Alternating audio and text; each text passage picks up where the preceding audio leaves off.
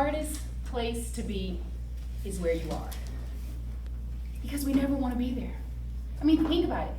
For those of us who do yoga, you're in that downward facing dog pose and you're thinking about your nail appointment, right? My ladies can relate to that.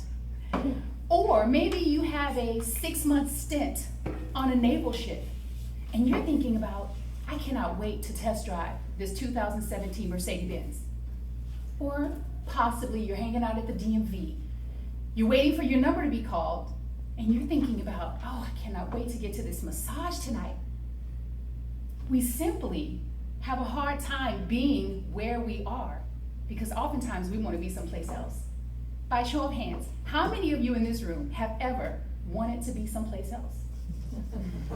You're lying.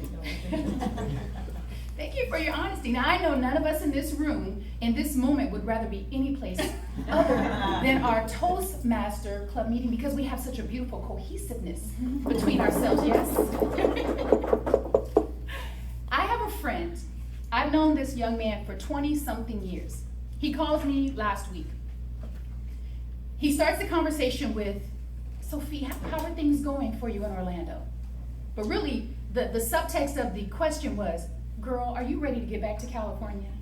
Because see, this man knows me, and I think he knows me a lot better than I know myself. I take a deep pause, because I want to answer this question right. You know, I don't want to come off too happy, because then my friend's going to think, oh, she's not even missing us. But then on the other hand, I'm not quite sure how to share with him. Oftentimes, I am bored as hell in Orlando. I am so bored. I have few friends, few places to go, and few people to go there with. For me, Orlando is beautiful and magical, and the sky is very tropical, and I find that I get lost in that. However, it's like a tortoise compared to LA. And not having a vehicle in Orlando feels more like a punishment than it does a choice that I made. You know, it's, I find that in Orlando, the beach feels like it's a country away. And although it's very quiet and peaceful and tranquil, they say you have to be mindful of what you project to the universe because the universe responds to our most strongest desires.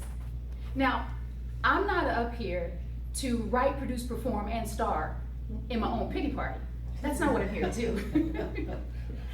However, I'm here to share with you my sentiments about being uncomfortable with where you are, because oftentimes it's not where we want to be. And I asked for this. I remember distinctly saying, oh, I need more peace in my life. I need it to be more quiet. I need a slower paced lifestyle. I'm the one who sold my Jeep in Southern California because I was tired of the rat race of the traffic. I would go to the Pacific Ocean. I would sit there for hours and I would meditate before the blue waves, and I would envision what my life would look like if I could do less and be more.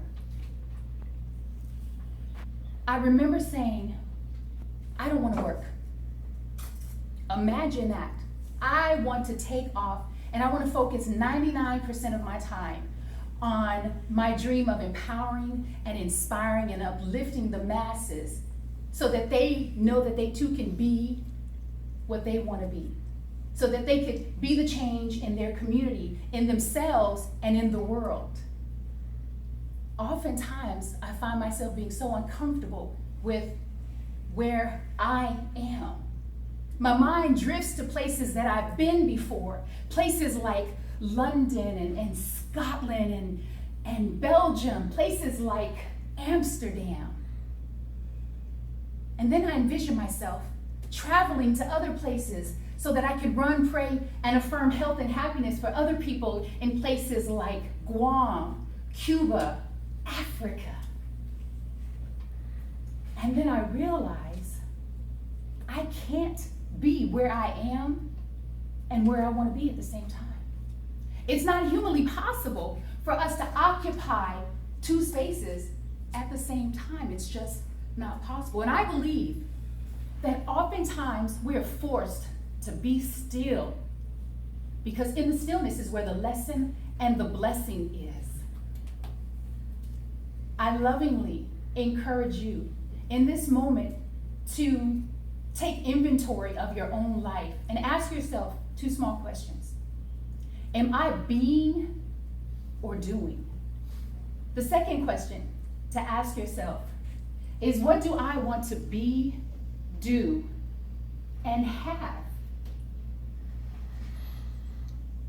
And on that note, I lovingly and then strongly encourage us all to dream a little.